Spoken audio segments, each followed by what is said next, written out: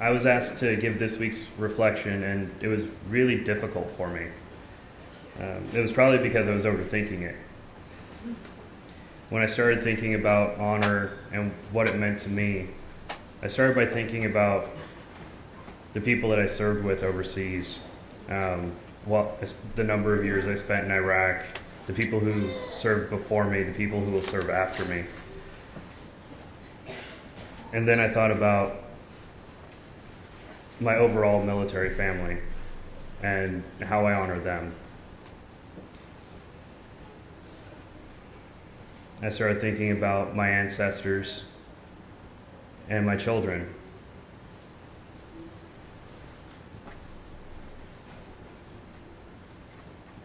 I thought about my future grandchildren and their grandchildren.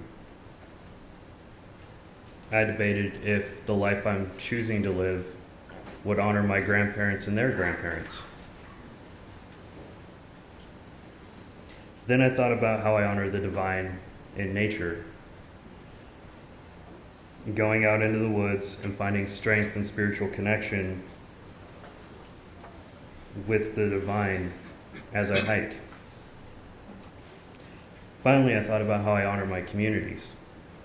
How do I honor my UU community? How do I honor my veteran community? How do I honor my pagan and heathen communities? As you can see, my mind kind of went all over the place. And it got to be too much. I didn't know where I was going to go with any of this. So last Wednesday, still pretty overwhelmed by the thought of presenting on honor and having too much to pull from, I reached out to Sydney and shared with her my frustration. And I don't know if she realizes how accurate her response was, but it went right to the heart of what honor is. Sydney told me not to stress, let it go, and then we could chat about it when I came in on Thursday, because this was the day before I was supposed to present to Sydney. And that may not sound like honor, but that idea of simplicity is at the core of honor. Honor isn't complex. It isn't something that I have to overthink or wrestle with. It just is. When I realized that, something that I had read came flooding to my mind. A concept repeated to me by my counseling professors time and again in almost every class.